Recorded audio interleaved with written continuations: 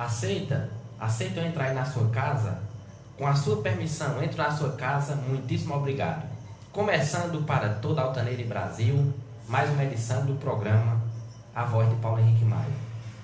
A partir de agora, trarei informações de diversos aspectos, sempre com imparcialidade e sem cor partidária. E agora, nesse momento, está entrando no ar o programa que não tem rabo preso com ninguém. Com partido político, com o presidente da República, com o senador da República, com o governador do estado, com o deputado estadual, com o deputado federal, nem com o prefeito, principalmente com o vereador. Uma boa tarde a você que me acompanha pela rádio Altaneira FM ou pela live do meu Facebook ao vivo, está sendo transmitida agora. Altaneira, Ceará, dia 13 de abril de 2019, exatamente meio-dia, 4 minutos. Estamos com a nossa 22ª edição do programa. E eu já inicio o programa de hoje falando até sobre algo que eu presenciei ontem.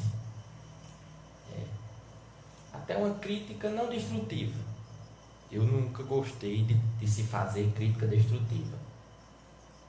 Que é muito fácil qualquer um criticar, dar uma crítica destrutiva. E cadê a solução? Então, eu quero até falar também muito em nome de muitos moradores dali do distrito Tabuleiro, que ontem fui para o sítio Tabuleiro, e aí tem as máquinas da prefeitura trabalhando lá na estrada, refazendo a estrada por causa dessas chuvas, né? Um efeito da chuva mesmo, vai se danificando, porque tem que se fazer colocar bueiras levadas para a água escoar e não ficar empoçando. E aí eu vejo que até um serviço sendo um serviço mal feito, porque como é que se coloca barro para enxugar a água? Você tem que colocar pissarra para se poder fazer um serviço bem feito. E lá aquela pequena chuva que deu ontem, que em referência a outras chuvas nós já tivemos maiores, lá não estava passando nem helicóptero e submarino ficar enganchado. Para mim poder passar lá de moto, o morador lá do distrito Tabuleiro, chamado Zé Feijão, acredito que todo mundo conheça, teve que vir segurando a moto para poder passar. Se não fosse, até hoje eu estava lá no Tabuleiro. Então que se a Secretaria de Infraestrutura que se mande consertar um serviço bem feito, com pissarra.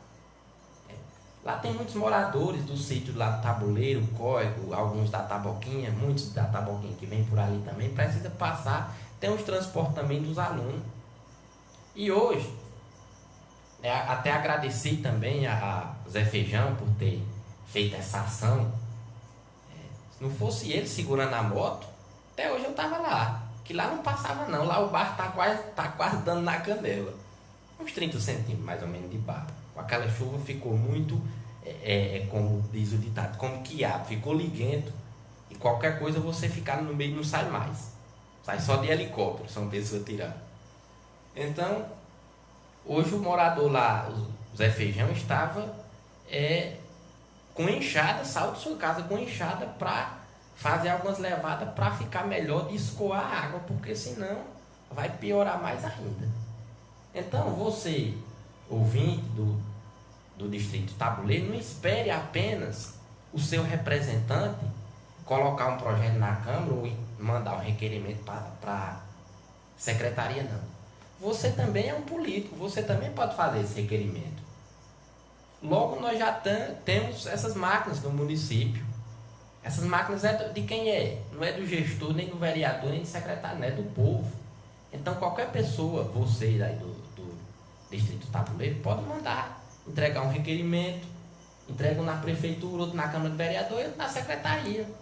Eu tenho certeza que eles vão lhe obedecer. Se não obedecer, Ministério Público. O Ministério Público está aí por esse tipo de inflação. Mas eu acredito que irão obedecer. Então não espere e não cobre apenas do seu representante, não. Porque quem tem que fazer isso é os representantes mesmo. Não precisa da população pedir. Aqui é um município pequeno, todo mundo se conhece. Esse novo vereador eleito, o prefeito, o vice, é tudo daqui. Nascer tudo aqui, todo mundo se conhece, sabe as dificuldades, não precisa ninguém pedir. Quando se quer fazer, se faz, não precisa ninguém pedir. Mas já que se caso não venha fazer, qualquer pessoa pode fazer isso. Isso é um ato de política. Não é política partidária, mas uma política coletiva do bem comum. Se a sociedade fosse unida, não sofria unida, mas é desunida. Então, infelizmente, mas felizmente, o morador lá da cidade Zé Feijão tomou essa atitude, né? Que muitos não têm coragem de fazer isso. Prefere ficar lá 30 dias sem vir aqui na rua por causa da estrada, por causa da dificuldade na estrada e não vem. Porque tem preguiça de pegar uma enxada e ajeitar, passar 10 minutos, 15 minutos. Isso é pensar como comunidade. Certo? Isso é pensar como comunidade. Então é isso. Fica aí a solução, bota ali umas 2, 3 carradas de pissarra e armar a prefeitura, tá aí, e ajeita e fica tudo bonito. Todo mundo passa, não tem. Agora, se colocar aquele tipo de barra ali de novo, ali não passa nem mais avião, se for preciso. Então, começando o nosso programa de hoje, quero até começar essa semana, o cenário político atual, né, se vê uma grande polêmica no Congresso Nacional, em especial no Senado, como eu já falei, aquela polêmica que se criou entre o senador Jorge Cajuru e o Gilmar Mendes, lá onde o senador Jorge Cajuru acusa Gilmar Mendes de algumas coisas. E aí, pela segunda vez, pela primeira vez, estava prestes a se criar a CPI denominada Lava Toga, para se apurar irregularidades. Isso vai se investigar nos tribunais superiores, como o STF, o de Justiça, entre outros. E aí 3 senadores retiraram as assinaturas, e aí a CPI não se pôde ter sido aberta. Depois, o senador Alessandro Vieira, o autor da CPI, colheu assinaturas e se foi aberta a CPI, mas aí o presidente do Senado derrubou, disse: não, vamos mandar para a CCJ. E na CCJ, vou falar agora aqui para você e fazer meus comentários depois, eu até vejo como uma vergonha para o país isso que está acontecendo, e vou já lhe explicar por quê. Segundo aqui a fonte do UOL.com, a comissão do Senado barrou o segundo pedido de CPI da Lava Toga. A segunda tentativa de instalar uma investigação contra ministros da Corte Superiores naufragou no Senado. O pedido de criar a CPI, Comissão Parlamentar de Inquérito da Lava Toga, foi barrado pela CCJ, Comissão de Constituição e Justiça. Hoje, por 19 votos contra 7, a proposta era investigar a atuação de ministro do Supremo Tribunal Federal e Superior Tribunal de Justiça. O pedido ainda deverá ser analisado pelo plenário da Casa, mas os senadores favoráveis à investigação acreditam que é praticamente impossível reverter a situação. O pedido de CPI foi feito pelo senador Alessandro Vieira, do PPS de Sergipe. Hoje o Partido da Cidadania mudou de nome. Em março, com 29 assinaturas, 2 a mais que o mínimo necessário, que são 27. O presidente da Casa, Davi Alcolumbre, do Democratas do Amapá, decidiu pelo arquivamento, mas em seguida o próprio Davi elaborou um recurso contra sua decisão para que a instalação ou não fosse analisada pela CCJ e, posteriormente, pelo plenário. O relator da CCJ que analisou esse pedido é o senador Rogério Carvalho, do PT de Sergipe, é adversário político do senador Alessandro Vieira, que protocolou o pedido. No seu estudo, indicou pelo arquivamento, considerando que os 13 pontos elencados no pedido de CPI não devem ser analisados por serem questões jurisdicionais, ou seja, referente a decisões e exercício do juiz e ministro. Se recebimento de propina virou prestação jurisdicional, a democracia brasileira acabou, disse o senador Alessandro Vieira. Ele se referia a um dos pontos do pedido da CPI, que pedia a investigação do possível pagamento de propina sobre decisões judiciais. Outro signatário da investigação, o senador Lazier Martins, do Podemos do Rio Grande do Sul, defendeu a necessidade de apurar os casos e destacou a função do Senado na divisão dos poderes. Segundo a fala do senador, é hora de procedermos a essa investigação, é função do Senado. Se fugirmos a essa responsabilidade, estaremos traindo a confiança dos nossos representados. Uma omissão tornará o Senado avestruz. O senador Rodrigo Pacheco, do Democratas de Minas Gerais, líder da sigla do Senado, justificou que não há embasamento jurídico para investigar o caso. Não acho que as mazelas que precisam ser corrigidas mereçam, nesse instante, uma CPI para instaurar uma crise sem precedentes que vai contaminar a governabilidade. O governo Jair Bolsonaro do PSL e atrapalhar tudo que estamos propondo, fazer que é consertar esse país para gerar emprego para as pessoas de desenvolvimento econômico, disse o líder democrata. Já Renan Calheiros do MDB de Alagoas, que assim como Davi é considerado um dos principais opositores da CPI, disse que a investigação poderia criar condições para chantagear o Supremo. A maneira da gente manter a cabeça debaixo da terra é inventar aqui uma CPI, investigar o judiciário, sem saber o que isso significa do ponto de vista da democracia, do ponto de vista das relações de poderes, que tem que ser independente e harmonioso, disse o senador Renan Calheiros. O primeiro pedido para abrir a CPI da Lava Toga não chegou a ser proposta. Isso porque, às vésperas de ser protocolado, os senadores Tasso Gereissati, do PSTB do Ceará, e a senadora Cátia Abreu, do PDT do Tocantins, retiraram as assinaturas sem o mínimo necessário. O pedido não foi adiante. Quer dizer, na primeira coleta de assinaturas para se abrir a CPI, que são 27, tinha as 27 assinaturas, mas os dois senadores, Tasso Gereissati, aqui do nosso estado do Ceará, foi eleito pelo voto da sociedade, e Cátia Abreu, do PDT do Tocantins. Quem é Cátia Abreu? A vice-presidente de Ciro Gomes.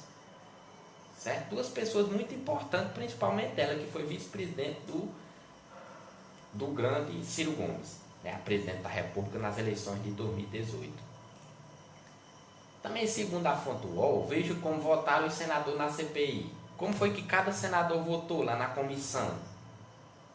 Pelo arquivamento e contra o arquivamento para a CPI. A segunda tentativa de instalar, houve 19 votos contra e 7 favoráveis.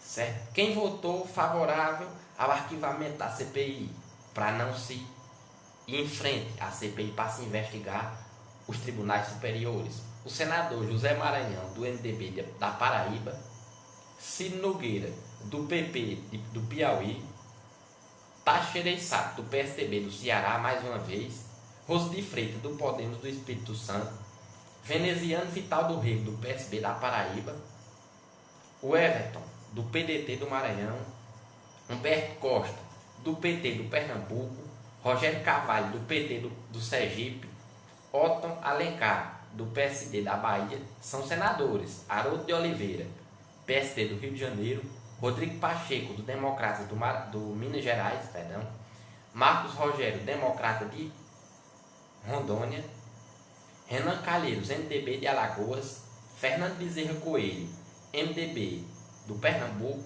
Márcio Bittar, MDB do Acre, José Serra, PSDB de São Paulo, Roberto Rocha, PSDB do Maranhão, Paulo Rocha, do PT do Pará e Nilcinho Trade, do PSD do Mato Grosso do Sul. Esses são os senadores, os 19 senadores que votaram favorável a arquivar a CPI. Eu espero que os representados, que são os eleitores, estejam contentes e felizes com a representatividade que esses senadores representaram. Eu particularmente, votei em Tasso nas eleições de 2014, que ele foi eleito.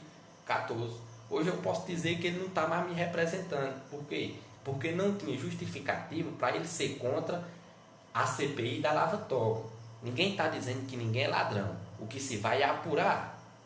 Se você não deve, não tem o que temer. Se a polícia chega na porta de sua casa e pedir para entrar, particularmente na minha, ela pode entrar e investigar a minha vida toda, que eu não tenho medo. Agora, se você deve alguma coisa, você tem medo. Então, esses são 19 senadores que votaram favorável. Agora, eu faço até aqui uma ponderação. O PT, o Partido dos Trabalhadores, se diz tão favorável à sociedade e três senadores do PT votaram contra a sociedade. Porque votar, cada um tem sua consciência, vota da forma que quer. Eu falo isso em termos do eleitor e em termos do político. Ele vota da forma que ele quer, em projeto em que ele quiser. Mas depois, quando ele estiver sendo hostilizado aí no meio da rua, em aeroportos, ele não reclame. A sociedade, num tempo desse pra cá, ela está se acordando, ela não está mais besta não, como era antes. Então o Partido dos Trabalhadores, o PT, diz que em tudo é favorável ao povo. Deram aquele 80 tiros naquele carro, lá do Exército deu. O PT, PSOL e PCdoB já diz logo, é preconceito. Então se diz que é favorável à sociedade, é porque foi que votou contra essa CPI. Não tem justificativa um representante ser contra o que é bom para o povo, não. Isso aqui é para investigar. Isso aqui não é dizendo quem é que é ladrão e quem não é, não. Isso aqui vai se investigar. Depois é que se apura. No final é que se diz quem tem culpa e quem não tem. Quem não tem, é melhor ainda que já sai nos braços dos ministros. Certo? Quem não tem culpa já sai ovacionado. Certo? Rapaz, o povo na rua depois fica comentando. Rapaz, fulano de tal foi investigado, não acharam nada. Isso é bonito. Agora, se você tem medo, alguma coisa de errado tem. E quem foi os sete senadores que votaram favorável à CPI? Porque essa CPI ela foi votada agora na CCJ, Comissão de Constituição e Justiça, e depois da Páscoa, certo? Vai entrar agora no recesso desse feriado, depois da Páscoa ela vai para o plenário. Como ela já foi derrubada na Comissão de Constituição e Justiça, provavelmente ela não seja aprovada no plenário do Senado, porque apenas 29 senadores assinaram a CPI. Então, os demais senadores, que a maioria, não vai votar favorável a essa CPI. Eu tenho certeza disso. Se 29 só senadores assinaram, 52 foram contra, que nem assinaram. Entre esses 52, eu tenho certeza disso, vão votar novamente contra. Aí a CPI se enterra novamente. Quem são os guerreiros? Que para mim aqui são os guerreiros que realmente representam a sociedade. Esperidião Amin, do PP de Santa Catarina, o senador Oriovisto Guimarães, do Podemos do Paraná, a juíza Selma, do PSL de Mato Grosso, o autor da CPI, Alessandro Vieira, do PPS de Sergipe, Fabiano Contarato, do Rede do Espírito Santo, Jorginho Melo, do PR de Santa Catarina, e o senador Jorge Cajuru, não podia faltar e ser favorável sempre à sociedade, do PSB de Goiás. Então, que cada representado que votou nesses senadores, que preste conta com os seus, que os seus representantes prestem conta com os seus representados. Porque, particularmente, para mim, não tem justificativa. Se quer abrir a CPI, vamos abrir. Vamos investigar o que é que tem. Não tiver nada, tudo bem, mas se tiver, vamos apurar. E quem tem o poder de fazer isso é o Senado mesmo. Agora, o que não pode é o Supremo Tribunal Federal tomar decisões da forma que vem tomando. O Supremo Tribunal Federal é quem manda.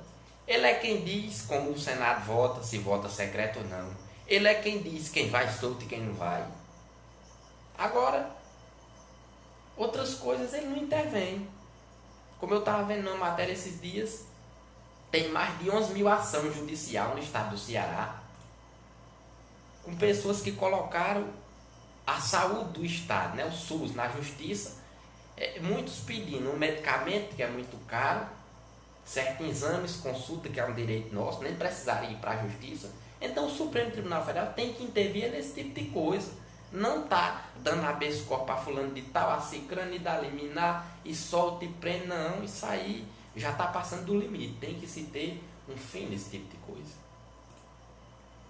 Então foi esses senadores, e aí já prevendo essa possível que querem enterrar essa CPI, o senador Alessandro Vieira, ele já pretende pedir a criação da CPI Lava Toga pela terceira vez.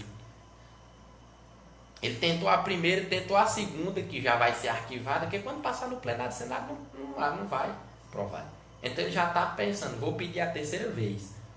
Segundo a fonte do Congresso em Foco, mesmo com parecer contrário da Comissão de Constituição e Justiça, a CCJ, o senador Alessandro Vieira, do Partido Cidadania de Sergipe, que é o antigo PPS, afirma que não vai desistir da criação da Comissão Parlamentar de Inquérito, a CPI, das Cortes Superiores, a chamada CPI da Lava Toga. O relatório da CCJ só será analisado pelo plenário da Casa após o feriado da Páscoa, mas o senador já anteve a derrota e traça os planos para apresentar o requerimento. Segundo a fala do senador Alessandro Vieira, se efetivamente for arquivado, vamos partir para fazer uma nova iniciativa similar para que a gente possa conduzir o Brasil a ser uma verdadeira democracia, onde não haja nenhum poder inatingível, afirma o senador. E diz manter o apoio dos 28 colegas que assinaram novamente com ele o requerimento, que tem entre seus alvos o ministro Dias Toffoli e Gilmar Mendes do Supremo Tribunal Federal. Para tentar evitar um novo arquivamento, o senador pretende reunir os apoiadores e fazer alterações no texto do pedido. A cada dia chegam novos fatos, novas denúncias, novas situações e vamos fazer uma revisão que pode ter uma inclusão de mais fatos, talvez a redução de outros. O histórico. O senador já tentou emplacar a CPI por 2 vezes. Na primeira, em fevereiro, o pedido foi arquivado após 2 parlamentares, como citei o senador Teixeira Sato, do PSDB do Ceará, e Cátia Abreu, do PDT do Tocantins.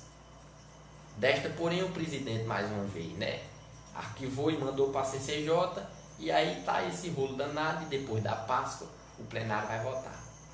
Então, já prevendo outro arquivamento, o senador já pensa em pedir, recolher a assinatura novamente para outro pedido. Certo? E muito bem, eu me solidarizo, certo, com os mesmos, os 7 senadores da comissão que votaram favorável a essa criação da CPI, porque se eles votaram, eles têm um rumo, eles têm algumas denúncias. Logo, essa CPI ela é embasada, ela não é uma CPI por pedir, ele já tem algumas denúncias nessa CPI. Teve até um advogado já que mandou o pedido de impeachment para o Senado Federal do ministro Dias Toffoli. Por que esse advogado fez isso e mandou para o Senado? Porque o Senado é quem tem poder para se investigar alguma denúncia. Então o Senado é quem tem poder para isso. O Senado é quem tem poder. Então o Brasil fica triste, certo, em presenciar esse tipo de ação. Eu vejo até um grande ponto negativo para o governo de Bolsonaro, porque o líder, esses governos, eles costumam ter líder. O prefeito ele tem o líder do governo na Câmara, na Câmara Municipal. Na Assembleia Legislativa, o governo do Estado tem o seu líder do governo lá. E no Senado, e para o presidente da República, no Senado tem seu líder do governo e na Câmara Federal. No Senado Federal, o líder do governo Bolsonaro é o senador Fernando Bezerra Coelho, do MDB de Pernambuco. E o mesmo votou contra, na CCJ, votou favorável ao arquivamento da CPI. Então isso é um ponto negativo para Bolsonaro, o seu líder do governo do Senado Federal votar contra algo bom para a sociedade. Já houve manifestações na rua, semana passada, salvo engano, houve manifestações na rua favorável ao impeachment do ministro Gilmar Mendes. Então, essa postura que esse senador tomaram foi, na análise que veio, e não tem outra análise a ser feita, é votar contra a sociedade. Então o governo Bolsonaro falava toda a campanha em combate à corrupção, vamos combater, vamos investigar. E o que o seu líder do governo fez, Bolsonaro? Isso anda contra o que você prometeu em campanha. Então é bom que se reveja quem é seu líder do governo realmente, certo? Que se veja essa postura que seu líder do governo tomou, ela é errônea.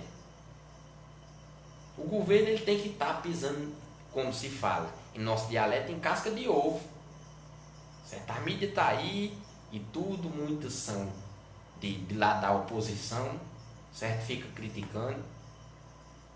Vamos deixar pelo menos, vamos tomar fogo no poder. Mas essa ação que o seu líder do governo fez, ela foi uma ação vergonhosa, que não era para ter sido contra essa CPI lava-toga, essa CPI que o Brasil todo pede.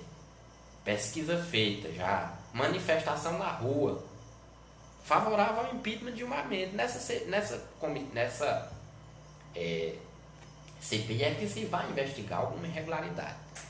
Como eu já falei anteriormente, vou repetir. Se tem alguma irregularidade, se apura, se não, fica limpo. Certo? E não, eu fui investigado, não encontrou nada, estou limpo. Pronto, é melhor ainda. Certo? Então, segundo o site da Polícia Federal, a Polícia Federal deflagra a Operação Game Over. Essas ações da Polícia Federal, eles sempre dão nomes, né? As operações chamada Game Over, essa, para apurar a prática de fraudes em desfavor do INSS. A Polícia Federal deflagrou, em conjunto com a Coordenação Geral de Inteligência Previdenciária, a Operação Game Over, com o objetivo de apurar as práticas de fraudes em desfavor do INSS, na cidade de Carolina, no Maranhão. Segundo a investigação, as aposentadorias rurais eram obtidas mediante a apresentação de declarações de exercício de atividade rural ideologicamente falsas, causando um prejuízo de aproximadamente R$ 810 mil aos cofres públicos. Cerca de 18 policiais federais participaram da operação realizada nos municípios de Teresina, Piauí e Filadélfia, Tocantins. Foram cumpridos 3 mandatos de busca e apreensão entre os investigados.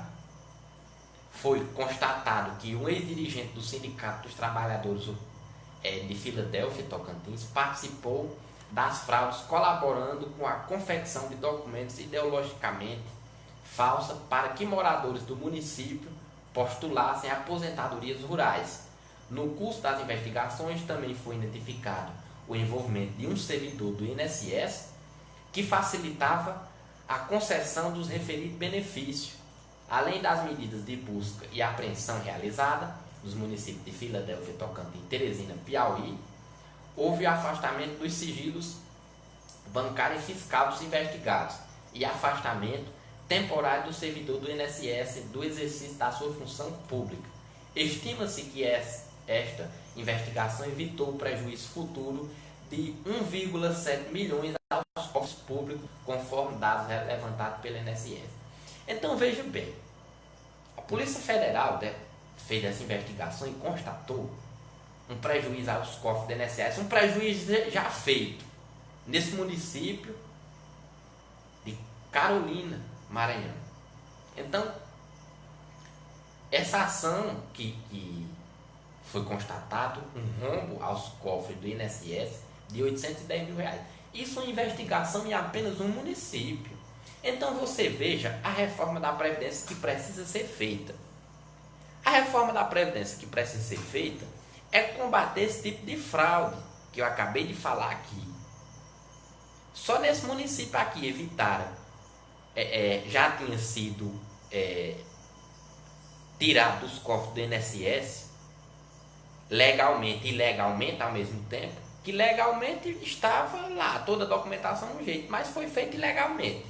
Então, aos cofres foi dado prejuízo, aos cofres não, à nação, a você que paga imposto. Você que precisa pagar imposto em tudo que você compra, água, luz, telefone, arroz, feijão, tudo que você está comprando. Eu sempre digo, a única coisa que a gente não paga imposto hoje no Brasil é apenas em medicamento genérico, né, que é isento de imposto. Mas se não for o resto, tudo nós estamos pagando imposto.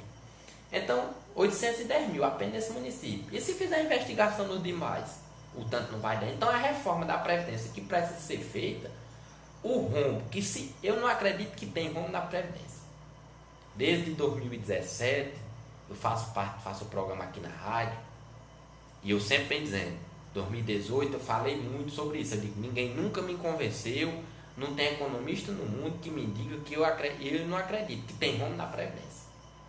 E se caso tiver, como eu sempre digo, e se caso tiver, o rombo na Previdência que está dando é essa fraude aqui. Esse tipo de fraude que se tem que se combater. Essa fraude que tem que se combater. A reforma da Previdência, para mim, é combater as fraudes. Tem meio mundo de fraude. Você, ouvinte, que está me ouvindo, você que me acompanha aqui pela live ao vivo, você conhece muita gente que está fraudando no INSS. Certo? E só o que a gente conhece e o que a gente não sabe. Como essa operação que deflagrou já tinha sido retirado dos cofres do INSS, legalmente, né, que estava saindo legalmente, mas foi legalmente que deram entrada na documentação. 810 mil reais. Então, esse tipo. E tem muitos agricultores rurais que precisam de aposentadoria. Realmente chegou na época, batalha, está com mais de 2, 3, 5 anos, 10 anos. Outros nunca conseguiram aposentadoria, tem que esperar completar 65 anos de idade para se aposentar pelo BPC, por causa de incompetência do INSS. Por causa que tem muito servidor que, se não for com sua cara, eles não dão a aposentadoria a você. É isso que a sociedade tem visto. É preciso recorrer a um advogado. Muitas vezes um advogado até ladrão, que quer só comer seu dinheiro. Muitas vezes é um advogado que passa 2, 3 anos, que é ladrão. Isso para mim é ladrão, que ele está lhe enganando, para poder comer seu dinheiro. Então, esse tipo de coisa, muitos realmente precisam. Passou a vida toda trabalhando na roça, pegando no pesado, perdendo legumes. De um tempo desse para cá, está com mais de 5 anos que não tinha, já estava com 5 anos que não tinha inverno na sociedade, só perdendo o trabalho, perdendo a sua semente. É como a gente chama, que é o pouco que se tira, já guarda para cimento. Foi esse ano que veio ter um inverno bom, depois de tanto tempo. Então muitos não conseguem. Aí gente bonzinho de saúde, querendo fraudar, e querendo não, e conseguindo fraudar o INSS. Então esse tipo. A reforma da Previdência, para mim, é isso aqui, combater as fraudes. Combater as fraudes, rever esses altos salários que se tem aí. Aos salários desses aos representantes desses cargos. E o Senado Federal aprovou. Dessa vez, o Senado Federal ele olhou mais pela sociedade. Vamos ver se passa no plenário do Senado e na Câmara Federal, que ainda é uma burocracia. É um projeto, se vai para uma comissão, é debatido da comissão. Se for aprovado, ele vai para o plenário, e do plenário é que ele vai para a Câmara Federal. E da Câmara Federal ele tem que ser sancionado pelo presidente. Se o presidente vetar, aí volta de novo. Faz-se uma sessão conjunta, uma sessão do Congresso Nacional e veta o veto que o presidente fez. Então, segundo o site do Senado Federal, os aposentados e pensionistas, poderão ter 50% de desconto em medicamento.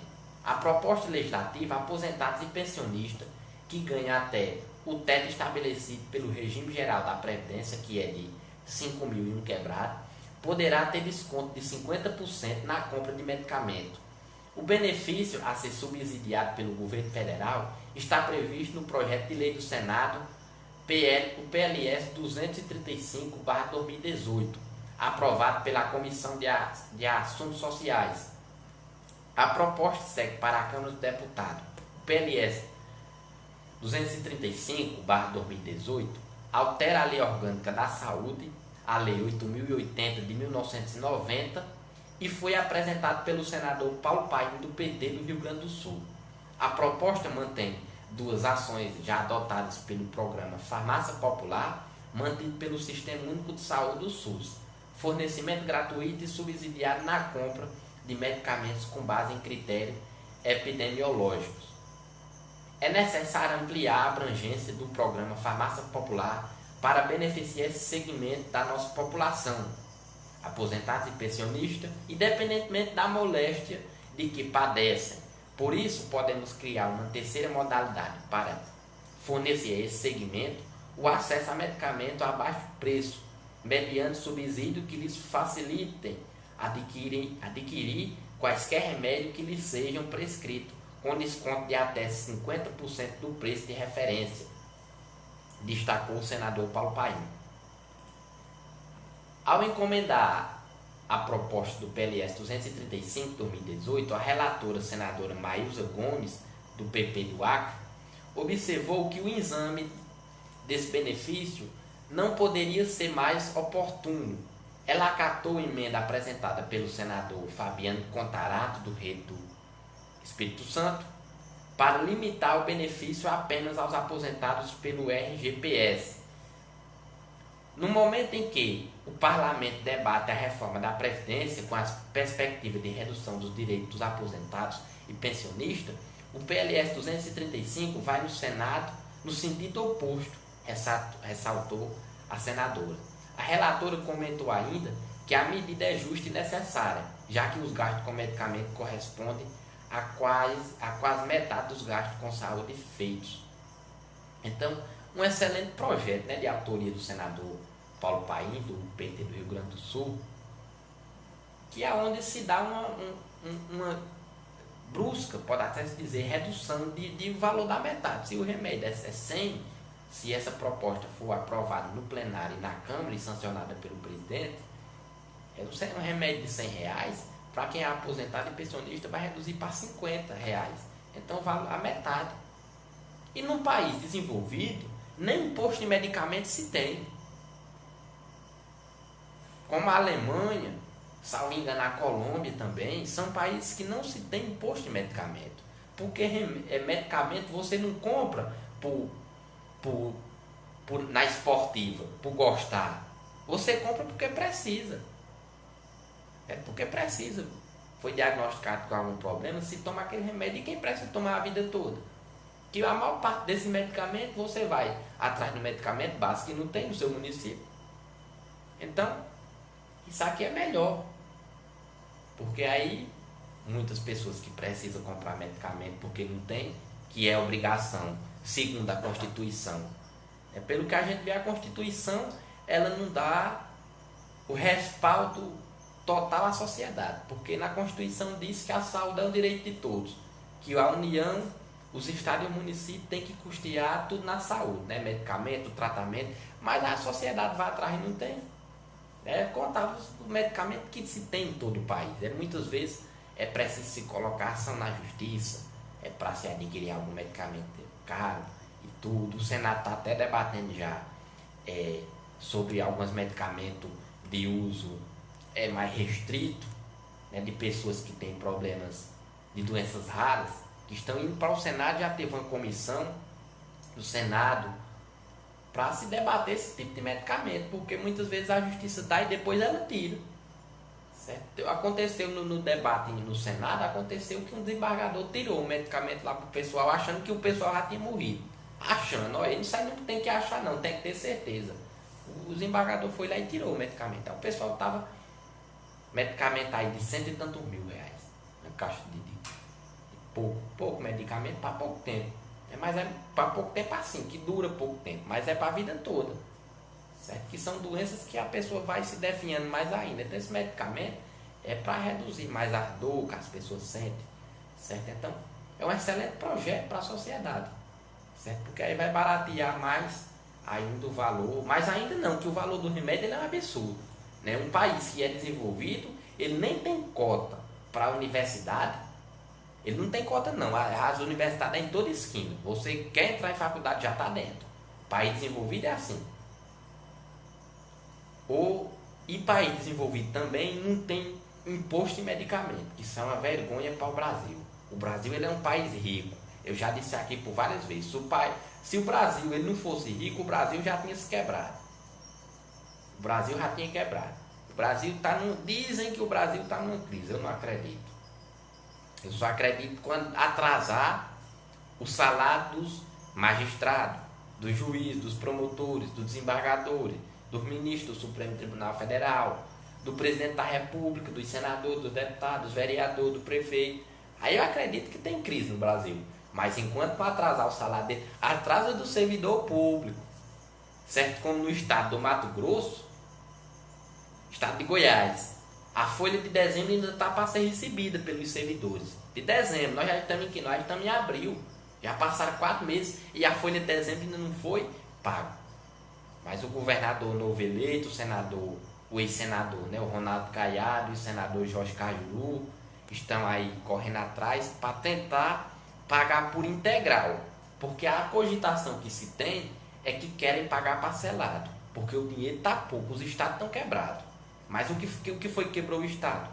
Não foi uma pessoa que está precisando do medicamento, uma pessoa que presta uma consulta. O que foi que quebrou foi a corrupção, o roubo. Para todo canto que você vê é corrupção, é roubo. Então por isso que se tem que. Chega uma hora que se tem que fazer uma reforma num órgão. Por causa da crise, o que é que está causando a crise? Esses roubos. Para todo canto que se olha é roubo no setor público. Então, desde a folha de dezembro, né, para pagar agora não, ninguém não sabe quando é que nós vai pagar não, um dia quando tiver dinheiro. Certo? Por quê? Porque por causa da corrupção. Segundo o G1.com, o Senado também aprovou um projeto. Outra vez o Senado aprovou o projeto olhando pela sociedade. Aprova projeto que muda faixa de consumo de energia para cidadão ter desconto na conta de luz. Essa mudança prevê que o cidadão que consumir até 50 kWh terá 70% de desconto. Atualmente, o desconto é de 65% para quem consumir até 30 kWh. Então, eles aumentaram a proposta. Aumenta de 30 kWh para 50 kWh. Quem gasta até 50 na nova proposta terá desconto de 70% de desconto na conta de energia. O Senado aprovou na quarta-feira um projeto que modifica as faixas de consumo e os percentuais de desconto aplicados aos beneficiários da tarifa social de energia elétrica. Com a aprovação, o texto seguirá para análise da Câmara dos Deputados. A tarifa social de energia elétrica prevê desconto na conta de luz para famílias de baixa renda.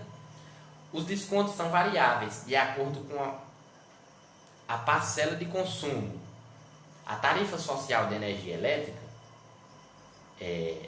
a tabela é o seguinte: igual ou inferior a 30%, como é hoje, igual ou inferior a 30%, igual a 30% a 30 kWh. O desconto é de 65%. Na nova proposta aprovada pelo Senado, sobe para 50 kWh mês e terá 70% de desconto. De 31 kWh a 100 kWh, na proposta anterior, o atual de hoje é 40%. Nessa nova proposta aprovada pelo Senado, de 51 a 150 kWh mês, terá 50% de desconto. Na proposta atual, que nós estamos convivendo, de 101 kWh a 220 kWh mês, é 10% de desconto. Na nova proposta, de 151 kWh a 250 kWh mês, é 20% de desconto. E acima de 220 kWh é sem desconto. Acima, na atual. E na nova proposta, acima de 250 kWh também tem mesmo. Mas também quem gasta acima de 250 kWh é empresa grande, que tem meio mundo de máquina trabalhando. Então hoje, o que o assalariado gasta, hoje, ele gasta em torno de 50 kWh. Realmente, essa proposta atual, eu achava ela pouca, que só era 30 kWh. Certo? São muitíssima pouca gente que só gasta 30 kWh. O básico mesmo que a sociedade gasta hoje, a sociedade baixa renda, é 50 kWh. Então, chegando até aí, tudo bem. Vai ter 70% de desconto. Então, um excelente projeto aprovado. Vamos esperar que seja aprovado pela Câmara Federal e sancionado pelo presidente.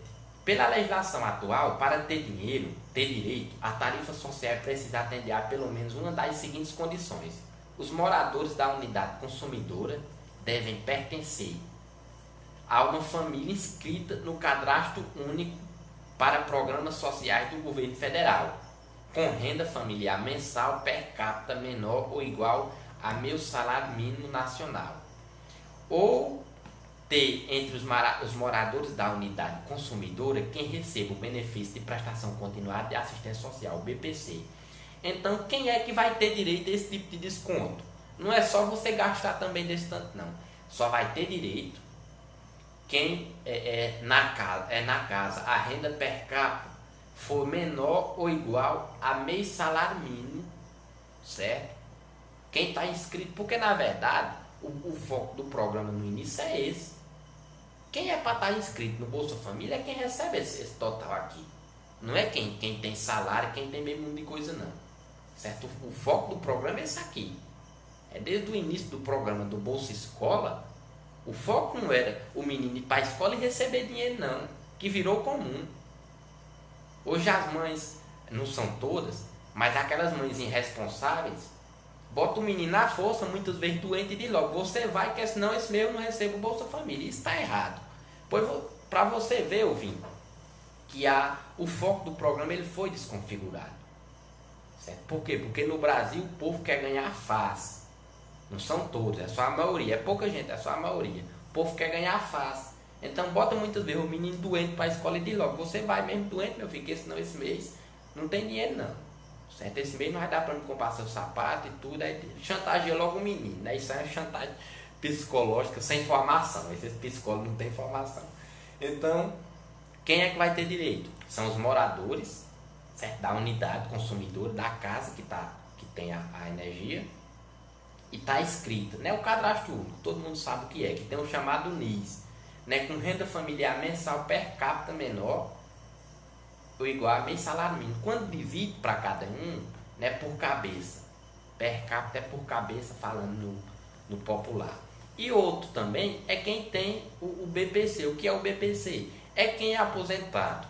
Quem se aposentou a partir dos 65 anos de idade é considerado que aposenta pela assistência social, porque são pessoas que não contribuíram de nenhuma das formas, nem como, resumindo, eu estou falando aqui no popular, não contribuiu com nenhuma das formas, nem como CNPJ, que é pessoa jurídica, e nem como pessoa física, né? Como por exemplo a roça, que não comprova nenhuma das contribuições, então se aposenta a partir de 65 anos de idade pelo BPC, pela assistência social. E quem é também que recebe pelo BPC, assistente social? É a aposentadoria por invalidez. Certo? Quem é aposentado por invalidez também vai ter direito nesse desconto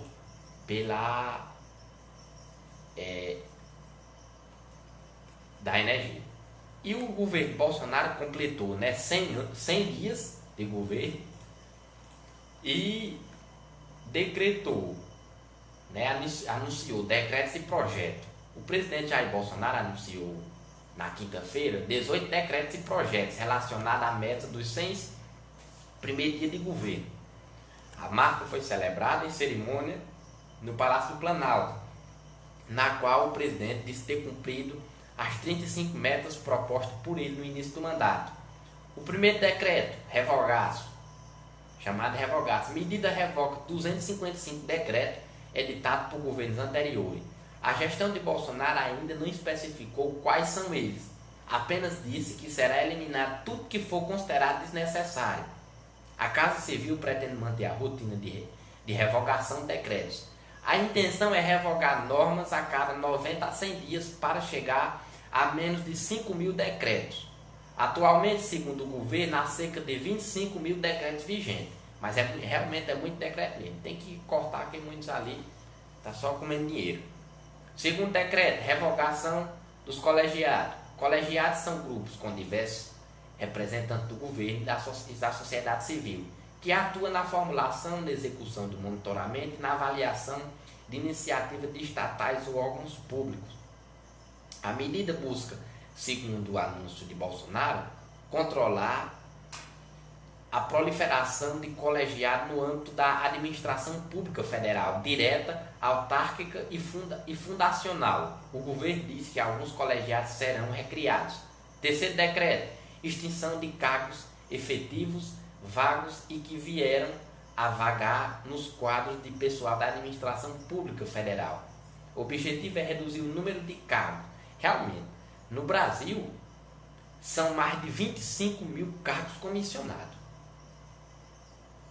Mais de 25 mil cargos comissionados, não é brincadeira não. Nos Estados Unidos, ele é salvo engano, ele é o segundo ou terceiro país mais desenvolvido, né? Que parece que a China é quem comanda. E aí os Estados Unidos, um país desenvolvido, muito rico, só tem 7 mil e pouco carros comissionados. Aí no Brasil, desse jeito aí, o povo, meio mundo de gente aí passando fome. 25 mil carros comissionados. Agora esses carros comissionados não é gente recebendo um salário mínimo não. Não é gente recebendo 994, 996 reais não. É gente recebendo de 10 mil para frente. 10 mil ainda é pouco. Tem gente aí recebendo 25, 30 mil. Tem gente que recebe mais que um senador, mais que um ministro, mais que 30 e tantos mil. E meio mundo de benefício. Meio mundo de benefício faz junto. O quinto, termo de compromisso com a integridade pública. O ato foi afirmado entre os ministros, o Ministério da Agricultura, Saúde e da Controladoria Geral da União, para, segundo o governo, fortalecer o combate à corrupção. O sexto decreto, forma de tratamento e de endereçamento nas comunicações com agentes públicos. Medida simplifica a forma de tratamento oral e escrita em atos e cerimônias do governo. Por exemplo, veda o uso de pronomes ou formas de tratamento como Vossa Excelência e Doutor. Sétimo decreto, conversão de multas ambientais. De multas. Prevê a conversão de multas ambientais simples em serviço de preservação, melhoria e recuperação da qualidade do meio ambiente, de modo a tornar a cobrança mais ágil, diz o governo. O oitavo decreto, Política Nacional de Turismo. O Ministério do Turismo, do Meio Ambiente, da Cidadania e do Desenvolvimento Regional fizeram um texto normativo para desenvolver, ordenar e promover os segmentos turísticos relacionados ao patrimônio mundial, cultural e natural do Brasil, no âmbito da Política Nacional de Turismo. Os detalhes ainda não foram divulgados. O detalhamento melhor do oitavo decreto. Nono decreto, Política Nacional de Alfabetização. Estabelece as diretrizes para as futuras ações e programas de alfabetização, certo? O nono decreto é o foco, a alfabetização. Ainda falta ser detalhada ainda, o governo lançar detalhadamente melhor. Décimo decreto, regulamentação da Lei Brasileira de Inclusão.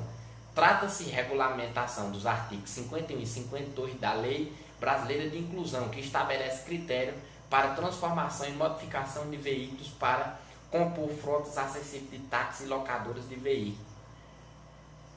O 11º decreto, Política Nacional de Drogas. Aí não foram divulgados detalhes melhor desse 11º decreto. Decreto Doações de Bens. Permite que a iniciativa privada faça doação ao poder público. 13º decreto, institui o portal único do governo federal. 14º resolução agora, Conselho Nacional de Política Enérgica, sessão onerosa.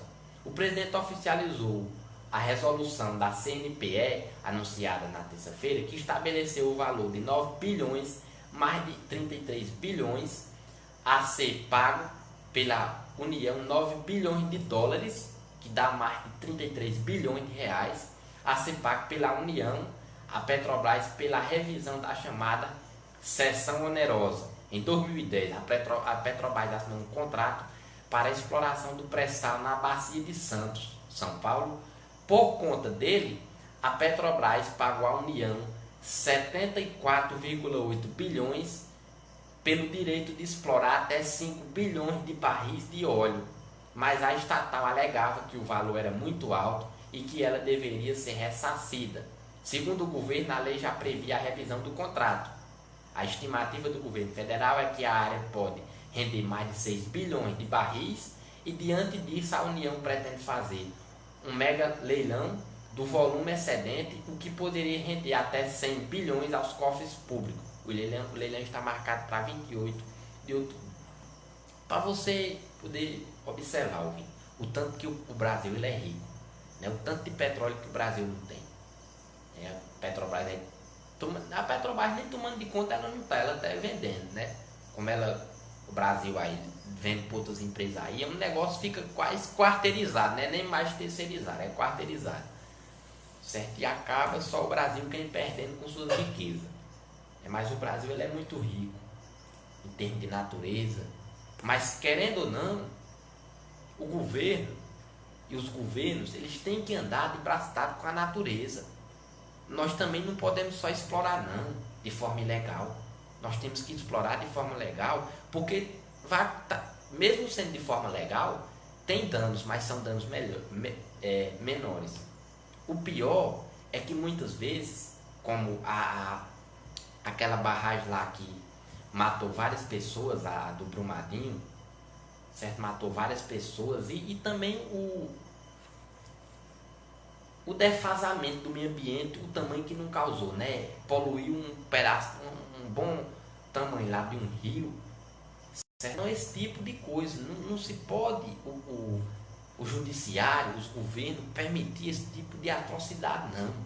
Além de ter ceifado tantas pessoas da forma que matou tragicamente, ainda tem pessoas para serem encontradas, certo? Porque a família já sabe que está morta, mas a família quer poder ter o direito de enterrar dignamente essas famílias.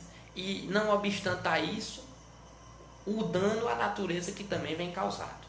E a natureza, ela responde. A natureza há muito tempo, a tudo que os governos vem fazendo, não só os governos, mas também a sociedade. A sociedade que não tem consciência. A natureza, ela vem respondendo. Ou você acha que esse desequilíbrio da chuva no Rio de Janeiro, em São Paulo, toda chuva que dá lá mata nem que seja uma pessoa, certo? Mas já é uma vida. Mas sempre causa algo grave, mata uma pessoa. No Rio de Janeiro, aqueles desabamentos que dá é recorrente à chuva, porque a natureza também ela responde, e ela vem respondendo há muito tempo, e a sociedade tem que se acordar a isso.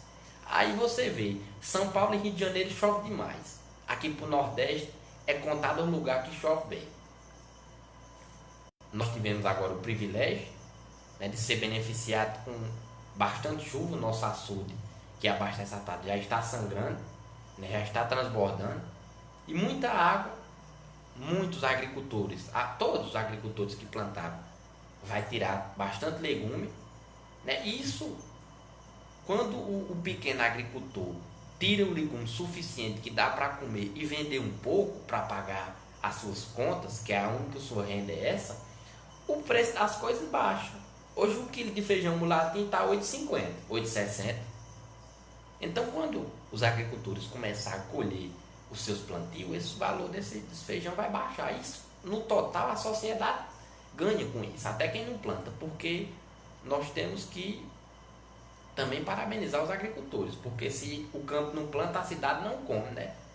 Quem abastece todo o país são os agricultores. Então, a mãe natureza, ela também responde. Em alguns lugares chovendo demais, outros chovendo de menos, o gado morrendo quando estava seca aqui, né? Perdendo muita plantação, muito legume se perdendo, e outros a chuva matando gente demais. Então esse desequilíbrio que se dá em recorrência ao que nós, sociedade, estamos fazendo com a natureza. Então façamos a nossa parte. Aí muita gente diz, mas eu faço minha parte, mas o vizinho não faz. Mas faça a sua parte. Porque Mahatma Gandhi já dizia, seja a mudança que você quer ver no mundo. Nós não devemos ir na onda do vizinho. Nós temos que fazer a nossa parte. A campanha do mosquito da dengue, ela uma vez no Brasil, ela foi erradicada, foi acabada, mas por incompetência de muitos da sociedade, muitos incompetentes, não tem outro nome para se dizer. Não estou dizendo todos, mas muitos são incompetentes. Eu faço a campanha em minha casa de combate à dengue. Não deixar água parada, todo mundo já sabe. Isso já até virou para-choque de caminhão, aquelas frases de para-choque de caminhão. Não deixar água parada, aquele negócio todo. Botar a tela em caixa no chamado tanque, cisterna que está descoberta, de proteção. Aí meu vizinho não faz a parte dele. Aí todos nós se complicamos, porque o foco lá contamina o bairro todinho, né? O mosquito lá dá uma volta no bairro todinho. Aí depois que deixar o desastre, aí ele tem pouco dia de vida, né? morre, já deixou os filhos para tomar de conta de sua geração, tomando de conta do mal. E vejo, antes o mosquito da dengue, ele não fazia isso, ele não agravava essas doenças que se tinha. Ele era como uma muriçoca, né? O popular que a gente chama, a muriçoca, o pernilongo. Picava a pessoa, mas não causava esse dano que hoje causa. Depois foi se agravando, foi descoberta a chamada dengue. E aí depois da dengue já veio o chikungunya, não sei mais o que, meio mundo de coisa já, porque ele foi se desenvolvendo. Então, eu vejo isso, essa evolução das doenças, como muitas vezes, sim, e lembrando que o mosquito, ele não estava na rua, ele estava na natureza. Mas foi nós, cada um de nós seres humanos, que adentramos o lugar deles.